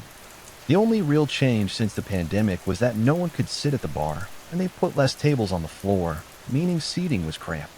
That's how I met Catherine. In the commotion, my group rushed to find seats with some friends we already knew. Catherine had been talking to my friend Jill when everyone scrambled to make room for us, and she hesitated to move during the seating shuffle. When everyone was settled, my roommate had stolen Jill away to another table, and Catherine was trapped with us. Catherine was a pretty blonde girl with big brown eyes and definitely one of Jill's sorority sisters. While conversation kicked up for our group, Catherine was quiet, obviously feeling kind of awkward and excluded. I guess she only really knew Jill, so I struck up a conversation with her to be polite. Of course, there's a limited number of topics that strangers are comfortable having with each other at first. Inevitably, I asked her what she did for a living. I work at the Magnum, she said, as if I'd know what that was. To be fair, most of my friends who'd taken up business degrees and gotten jobs as analysts of some kind answered the question the same way. My biology major didn't lend itself to company names when I asked. She explained it was a luxury hotel in the city. I thought hotels weren't doing so well right now, I said. It's the type of place with clients rich enough to rent out floors for 6 weeks, Catherine explained. We kind of don't worry about rotating traffic. Pays well. Tips are pretty good too. The biggest problem is the short staff since, the giant unemployment elephant in the room all of us young workers refused to acknowledge hovered wordlessly between us. I spent the rest of the night talking to her about hockey, latching onto the fact that she was a Devils fan. I didn't really get desperate enough to consider hotel service until a month later, when my already pathetic savings had dwindled to almost nothing and none of my other prospects had panned out in my field. I was staring down my last can of tuna, and though Brian hadn't asked, I knew I should be paying rent or moving out by now. I wasn't going to move in with my asshole dad, and my mom just sold her house to pay for her own hospital expenses. Any money would do. I decided to take a chance and text Catherine, hoping she wouldn't be offended that this was the first time I was reaching out to her since we met. I got an automatic message back that I was texting a landline. I half assumed then that she gave me a fake number, one off from her cell or something. Part of me found that amusing. I called it, half expecting an automatic machine to tell me I'd connect to the moon in the rejection system. This would be a funny little anecdote to tell Jill if that was the case, and maybe a little concerning for my social skills. But no, 2 rings in. Catherine picked up. Hello. Oh, hi, I said, stilted, shocked. She was actually on the other side. Catherine. This is Catherine, right? Right about then I realized I didn't remember her last name from the bar the other night for Jill Delaney's sorority sister reunion. It's Jessie, by the way. Smooth as sandpaper. Yes, I remember. You all right over there, Jessie? Yeah, I just didn't expect you to answer a landline, right? She said sheepishly. I forgot that. They don't really let us use cell phones here, so I kind of fell into the habit of giving people my work phone. Sorry, you can call me Kat, by the way. Kat. Okay, you're working. I can call back or you can call me back. Or I heard myself making a bigger deal out of a simple question than it should be. I had a question about your job, if you were still hiring. I mean the Magnum, like if it was still hiring. I was listening to myself nervously rattle off nonsense, wondering why I wasn't dropping dead from mortification yet. Somehow, after that mess, Catherine didn't immediately hang up. She even told me she'd asked the manager about potential openings. I didn't hear anything for 2 days after that and had almost forgotten about it when my friend Brian dropped a manila envelope on my lap. It was addressed to me, though I usually had my mail forwarded to my mom's in South Jersey. But there it was. When I opened it, there was a little introductory letter to me in type and textured paper. Dear Jesse Fox, your interest in joining the Magnum's hospitable team. We have been referred to and believe that it may fit the goals of our hotel. We would like to extend an invitation to conduct a formal interview and further discuss your skills and qualifications in relation to further opportunities. Please arrive at the following address at no later than 10 a.m. sharp on Saturday, October 10, 2020. Before your interview, please be sure to study the following rules before arriving and to come prepared. Number 1, if you arrive by car, you may park on the east lot in any blue space. Do not park in the white or reserved spaces. These are for guests. Number 2, you will enter through the eastern entrance. An eagle in the bronze filigree on the door is the correct entrance should you not notice any signs. Number 3. If the door is open, walk in and proceed to step 3A. Number 4, if the door is closed, walk around to the south side entrance marked with a decorative woman and proceed to step 3B. Number 5, please bring a printed copy of your resume. If you have arrived through the situation described in 2A, hotel staff will be there to greet you. Give the blonde attendant your coat and hat and other personal belongings, if you have either. And deposit any electronic devices on your person into the bin sitting on the accent table beside the mirror. If you have arrived through the situation described in 2B, you will be alone. Place your electronic devices likewise in a bin on the nearest accent table without a mirror in front of it. Leave your personal belongings, including purses, handbags, backpacks, timekeeping devices, wallets, keys, papers, notebooks, books, pens, pencils, and hats on a chair beside the table. You may proceed with your coat. Number 6. Proceed to room 002N on the map provided. Please take the time to memorize both routes. You shall not be permitted to speak to staff or guests under any circumstances. Do not interact with the staff or diverge from the most direct route possible. 7. When arriving, knock twice. Enter when you hear 2 knocks and return.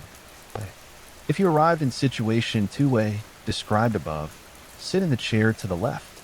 If you arrived in situation 2B, described above, sit in the chair behind the desk of your interviewer. In the unlikely event that all chairs are filled, stand in the left-hand corner. In the unlikely event that there is only one chair, stand in the left-hand corner. Number 9. If it is only you and the interviewer, you will introduce yourself first with the following phrase. What a swell day it is to be out yonder. Lovely to meet you. I'm your full name. Hear about the position. If you entered through the situation described in 2B, however, you may introduce yourself as you please. Number 10. If there is anyone else in the room, you are to wait to be spoken to. If there is a woman in the room wearing green or a man with a feather in his breast pocket, do not speak to them no matter what they say to you. If there is a man in the room with a hat, look immediately to the floor and do not look up at him for the remainder of the time he's in the room.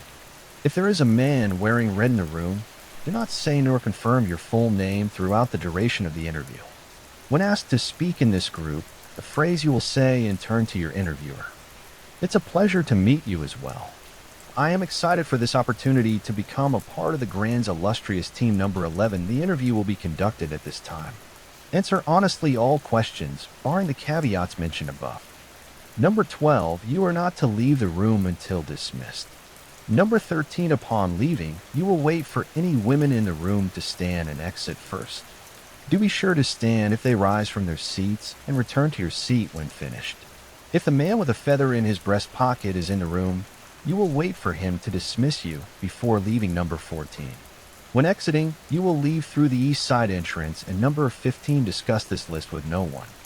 We're excited to meet you. Call with any questions or clarifications. I looked at the rules and flipped to the other pages in this packet. There was a map of the parking lot and first floor, contact information, clothing requirements, and an old-fashioned brochure listing benefits, responsibilities, and average salary of a bellboy, which was too good for what I expected to be a minimum wage experience.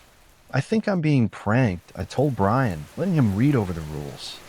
Brian laughed and told me to toss it in the garbage or just frame it. It was garbage. Yeah, but I knew the only person who would have tailor-made this garbage for me. I was flattered. Really. This was pretty elaborate, and I'll admit it was very detailed down to the weathered look of the floor map. I went to text Kat, then remembered I still didn't have her cell. I called the landline instead to say thanks for the prank gift. I didn't send you anything, Kat said, sounding genuinely surprised. I thought it was funny, Kat. The rules list is kind of just dramatic, don't you think? Rules. The cat sounded confused over the phone, and then laughed. All right. I forgot how weird they are when you start this job. What? I didn't send you anything, Kat said again. All I did was mention you to my manager. Lied a bit. Said you had some experience in hospitality. It's not like this job is demanding. He asked for your name and address, and I know you live with Jill's boyfriend, so easy enough. Your name is Jesse Fox, right? Yeah, he sent you a package, right? Lots of weird rules. If it is only you and the interviewer, you will introduce yourself first with the following phrase. What a swell day it is to be out yonder. I read dramatically. Yep, Kat said, laughing a little. You're actually supposed to follow them. Seriously, I'm not going to remember all this trash, I said. Not without a checklist or something. Hold on, Kat hung up, and she didn't call back in a few minutes. She didn't call back until the next day. Hey, Jesse, Kat said. So I asked around, and I was right. You don't have to worry. It's always the same. The rules are overcomplicated. If you want, I can go over them with you. But essentially, you're supposed to follow the 2B rule set. That's it. Yeah. I felt the biggest weight lift off my chest then, thinking of having an income again. If these people wanted me to sing and tap dance, I'd learn the choreography fine. At the end of the day, I'd have the job, and it's easier to hire someone than fire them. If this was all just a complicated hazing fine, I asked Kat directly what lines I had to know for my play act of an interview. She started listing them off casually, but then sort of petered off. If you don't think you'll have it by Saturday, Kat said a little hesitantly, I can come over and help you go over it. I grimaced. She was inviting herself over. The cat seemed sweet, and I wanted to think of it as a kind gesture, but this felt a little too above and beyond. I held the phone to my chest, panicking, looking for Brian to hiss my concerns at, but he was off at the gym. Suggest somewhere public, I thought to myself. How about we talk it over? Like the park instead? Tomorrow? When you get off work? I'm off at 6 tomorrow, actually. It'll be dark by then, I thought. Well, there's a coffee house nearby. We could meet at the Green. She agreed, and I hung up feeling pretty good about relocating it to somewhere impersonal. Brian laughed at me when I told him later, and I realized I probably made it sound like a date.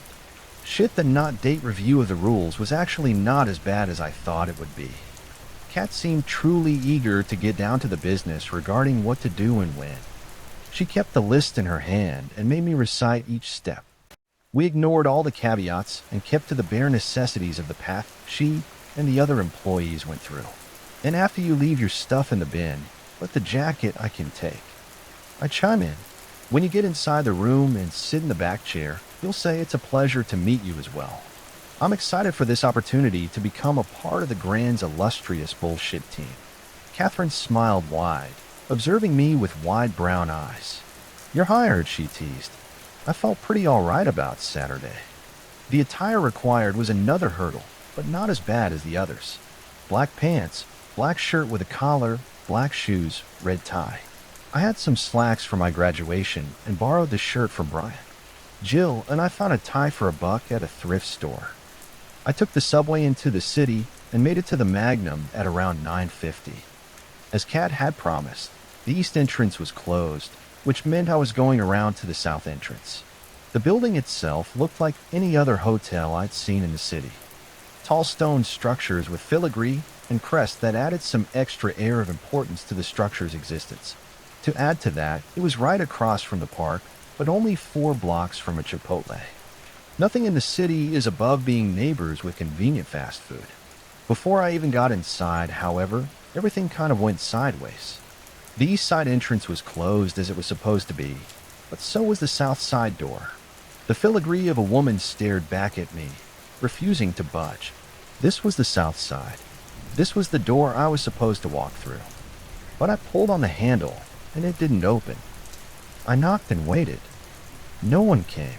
I rushed immediately back to the east side door, half dreading that it was the open one. If that was the case, I was screwed. I only knew the rules for the B scenarios.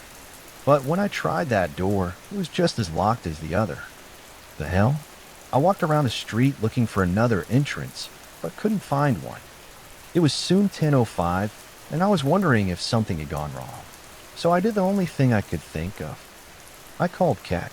She answered quickly enough. What do you mean the door's closed? Kat snapped. It's Saturday, isn't it? Yeah, it is. You're supposed to be here. I saw it on Robert's schedule.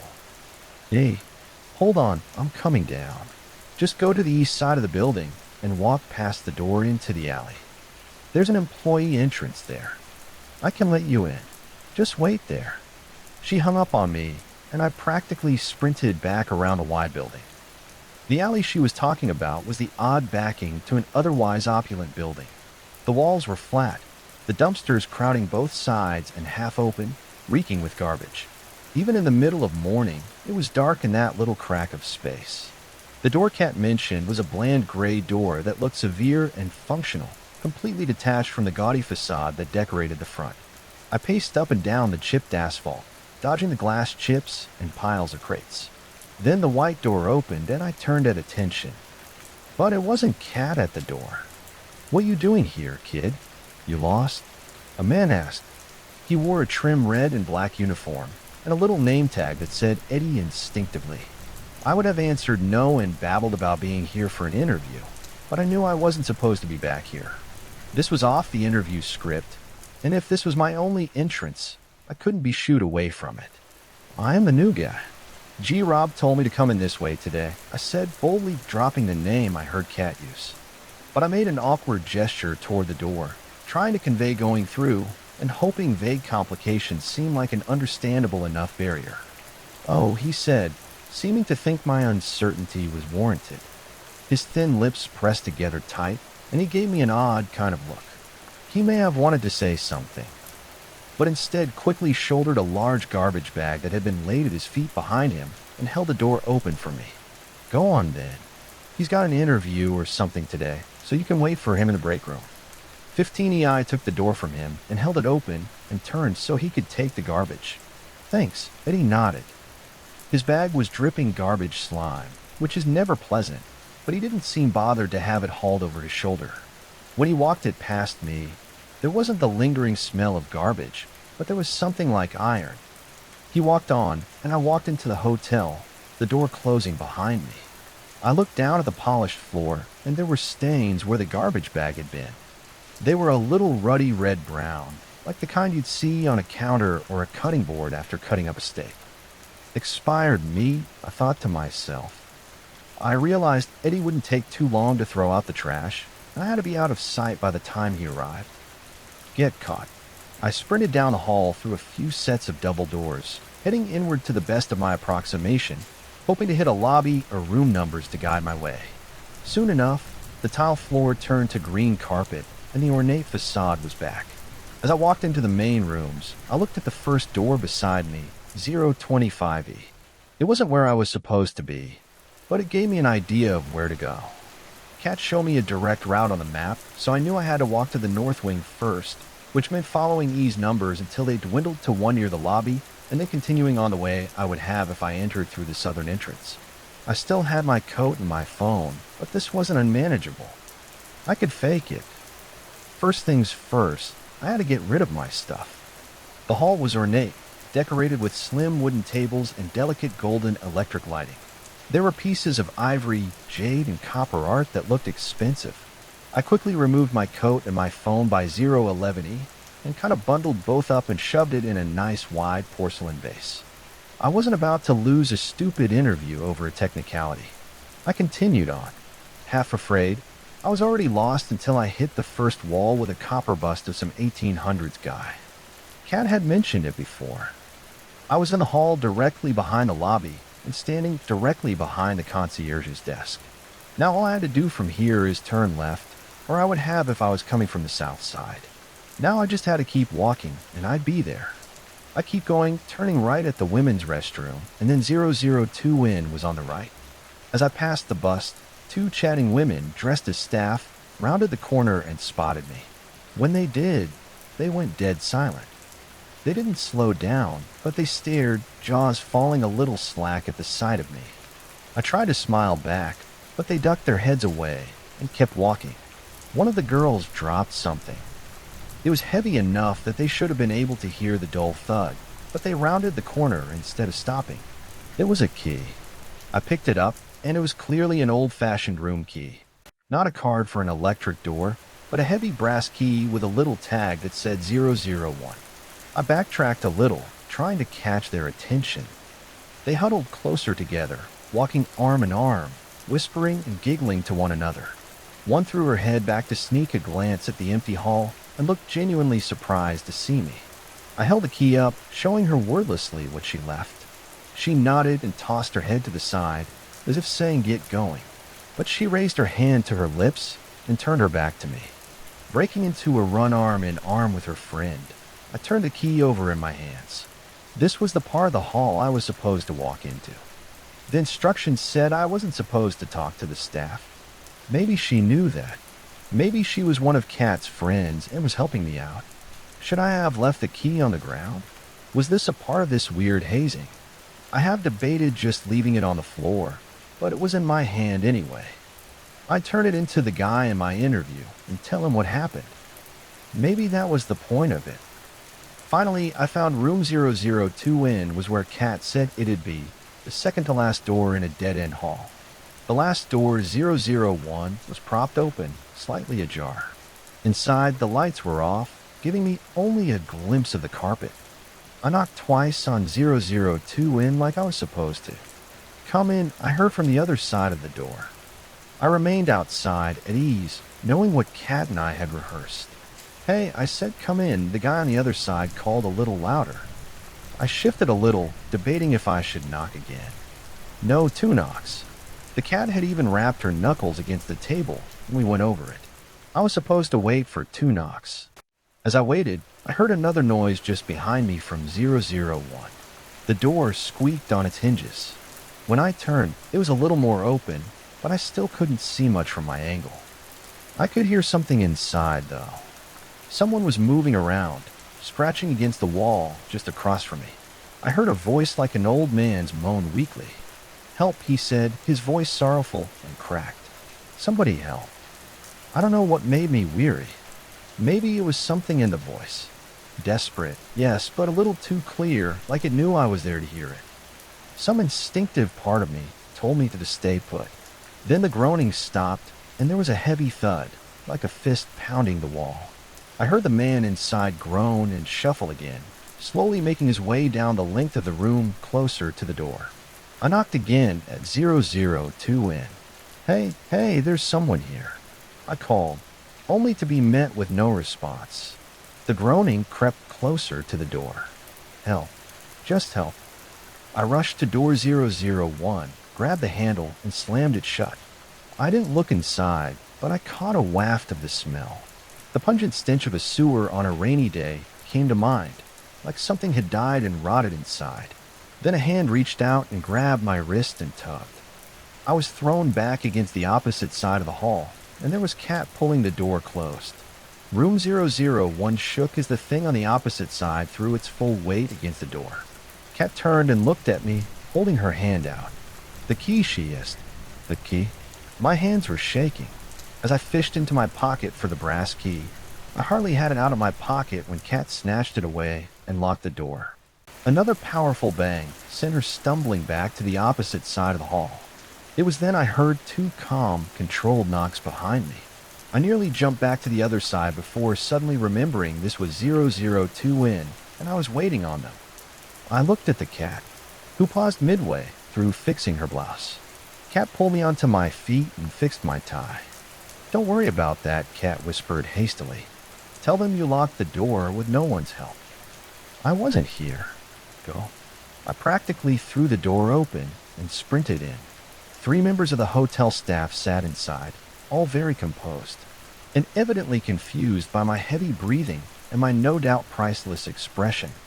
"What's the matter, love? You look absolutely shaken," the woman behind the desk asked. I immediately shut my mouth, taking in exactly who was in the room and where. There were 3 people Cat had warned me, but they weren't. They were more distracting than I expected. Cat told me to expect to see a man in a red vest, and I did since I'd stumbled into his chair. What I didn't expect was for him to be badly burned. A nasty pinkish scar ran up his neck, shriveling his chin, his ear, and his nostrils. One eye was permanently shut, and the other was crooked. The other was a woman who stood in the corner. She loomed over the chair next to the man in red, her sunken eyes fixed intensely on me. There's no other word to describe her other than intense. I felt like I was under scrutiny for how I moved and how loud my steps were as I passed her. She was very tall, so tall she had developed a hunch from years of bending her neck to look down at people. She said nothing to me, but her head turned, tracking me as I went. The last was the woman in green the first wasn't supposed to speak to. She was sharply dressed and quite pretty, but was also the one sitting behind the desk where I expected my interviewer to be. I wasn't supposed to speak to her, wasn't I? That was the whole point Cat had drilled into my head. The one I wasn't supposed to worry about was the looming woman who twitched when I took my seat in the chair behind the desk. "Can I get you a glass of water, love?" The woman in green asked sweetly. "You're our 10 o'clock, aren't you, Jesse Fox?"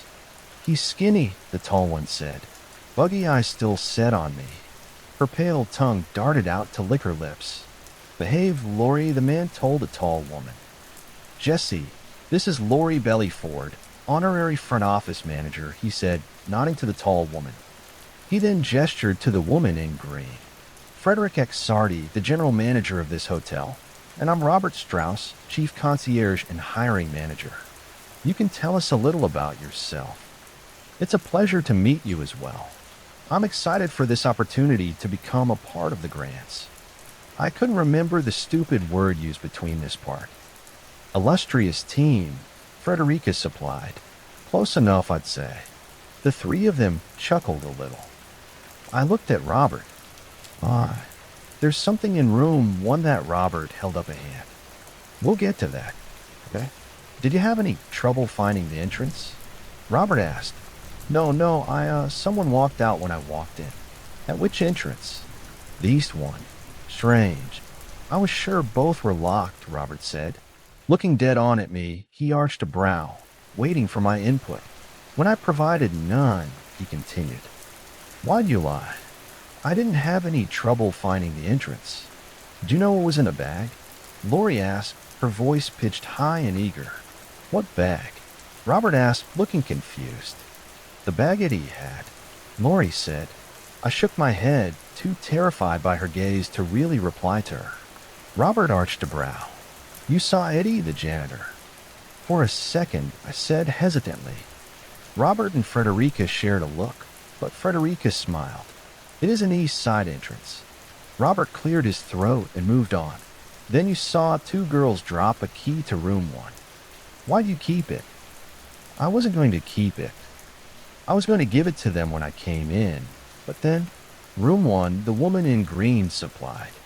I almost answered in the affirmative and then stopped myself. She smiled wide, amused to nearly catch me. "What did you do?" Robert asked. "I closed the door and locked it."